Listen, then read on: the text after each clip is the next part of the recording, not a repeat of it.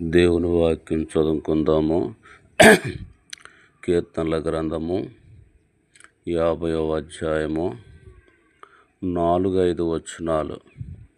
ఆయన తన ప్రజలకు న్యాయము తీర్చుటకై బలి అర్పణము చేత నాతో నిబంధన చేసుకొనిన నా భక్తులను నా యొద్దకు సమకూర్చుడని మీది ఆకాశమును భూమిని పిలుచుచున్నాడు. చాలు.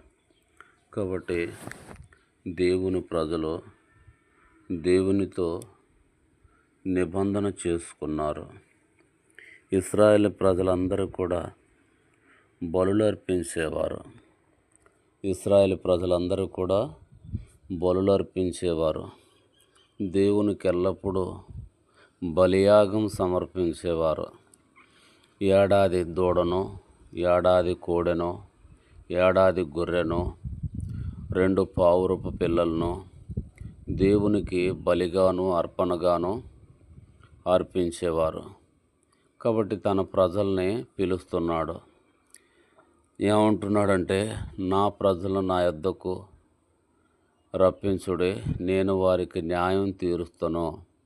ఎందుకు దేవుడు తన ప్రజలకి తన యొద్దకు రమ్మంటున్నాడో?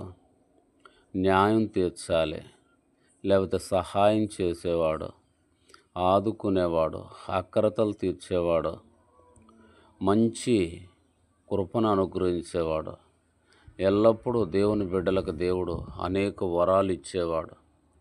కనుకనే దేవుని ప్రజలు తన యొద్దకు రావాలని ఆకాశాన్ని పిలవమంటున్నాడు, భూమిని పిలవమంటున్నాడు. కాబట్టి ఏమంటున్నాడంటే, మీది ఆకాశముతోనే కింది భూమితోనే బలి అర్పణము చేత నాతో నిబంధన చేసుకొనిన నా ప్రజలను నా యొద్దకు సమకూర్చుడే, నేను వారికి మేలు చేస్తాను, సహాయం చేస్తాను అంటున్నాడు. కాబట్టి మనం ప్రతి ఆదివారము దేవుని ప్రజలుగా సాధ్యమైనంత వరకు మనం గుడికెళ్ళి దేవుణ్ణి ఆరాధించే వారంగా ఉండాలి. మనం ఏ గుడికైతే వెళ్తున్నామో ఆ గుడికెళ్ళి దేవుణ్ణి ఆరాధించాలి. కాబట్టి నేను అలాగ ఆరాధించినప్పుడు దేవుడు అనేక దీవెనలు నీ మీద కుమ్మరిస్తాడు. మంచి ఆరోగ్యం ఇస్తాడు, దీర్ఘాయుసు ఇస్తాడు, ఐశ్వర్యం ఇస్తాడు, పరిశుద్ధత ఇస్తాడు, పాప క్షమాపణ ఇస్తాడు. సాతాను నీకే కీడు చేయకుండా లోకంలో కాపాడుతాడు.